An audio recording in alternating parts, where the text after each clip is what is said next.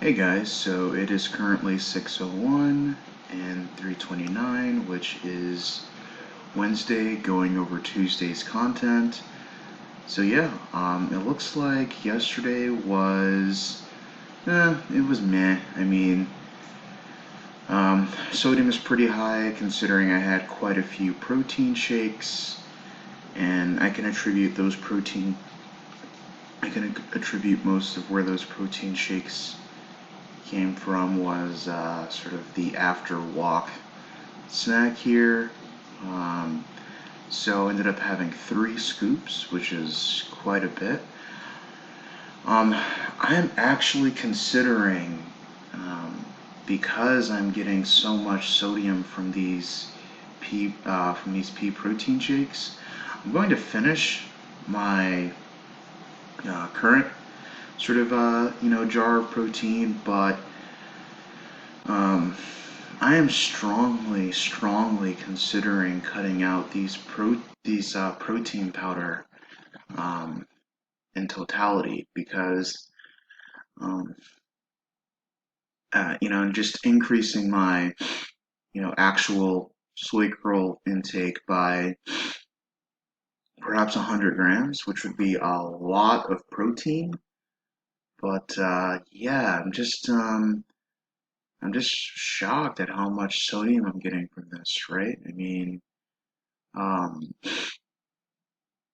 Yeah, I don't know. I'll do the math and stuff. I'll see if the math makes sense this upcoming weekend, but that is something I'm considering because not only that, but I did notice, and my roommate kind of confirmed for me that, with his own pea protein, or not pea protein, his own protein experience, right? His own protein powder experience is that uh, protein protein powders can lead to constipation. Now, I'm not constipated, but I have noticed that ever since adopting the protein that digestion or at least pooping it is a little more challenging than it was before. Like before it was just I can just go, but now it's like I kind of have to force it a little bit, and my poops are a little less frequent, and when they do happen, there's less volume. So that's something I'm thinking about.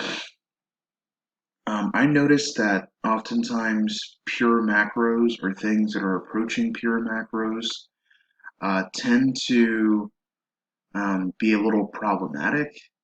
Um, in my case, like, because what? I mean, if we go down to pea proteins, right? There is some fat, but and some carbs, but over like the number of calories or coming from the pea protein is overwhelming, right? Pure macros, right? Like oils, right? And obviously refined sugar. Those are those are things that are like pure macros, right? Which is like pure sugar, or I guess in that case, pure carb. But yeah, pretty high sodium intake. I'm trying to stay away from this, and usually when the sodium is this high, when it's especially if it's over 3,000, that means that there was, uh, kind of essentially a mistake, right? And so I think even though I was watching out for these sneaky cashews, I'm actually thinking about um, getting rid of cashews altogether. Very unlikely. The more likely solution is just staying away from these, which is where, these are the cashews I get near the supermarket near me instead of the place that I usually go to. And so, yeah, because that's where the problems come in.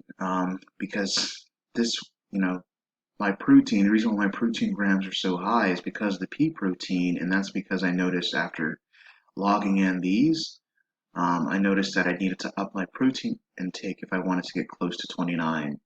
And on the app, it did say 30, but I guess it just kind of rounded up or something. And so it's just 29% here, which is, it's not ideal, but I mean, it's going to round out, I guess, because it was 31, I think, on Monday or Tuesday, 30 on Monday or Tuesday, and then it's 29 now. So it all rounds out to about 30 so far. So not as big of a deal as I think it is. So yeah. So moving on to activity. Yeah. So today's wake up time was 5:50, which is captured by my steps, and I'll be going over officially yesterday's physical activity. Okay, so yesterday's wake up time was between 9:15 and 9:30, which definitely seems accurate to me. Pretty late start. Also, my heart rate did go up as well. The only thing that I can say has changed drastically, which would result in 73, 73, and then this rate shooting up. And this is really sharp, right? I mean, even here, right, the decline. Yeah, this is a sharp shoot up. The only thing that changed yesterday was I did wake up in the middle of the night and just from the need to like pee, and so that may have disturbed my sleep a little bit, and disturbed sleep can obviously lead to an increased heart rate and also sleeping in. I noticed that despite having a lot of activity, if I do like have what is essentially sleeping in, which is something I don't really do, even if I wake up late, I don't necessarily quote unquote sleep in, right? And so, but yeah, sleeping in would be like if I just go to bed and I just wake up and it's just like I just slumber for like 8 or 9 hours, right? And so I noticed that that did kind of happen yesterday, which was my the time that I went to bed was like maybe 11 or 12, and so getting up around this time essentially for me is sleeping in, right? And so that's something I will have to look out for. Just even on the which is interesting, even on the days where I'll get up super early and I don't feel like it, right? Like around 5, and it results in me only getting 5 or 6 hours of sleep.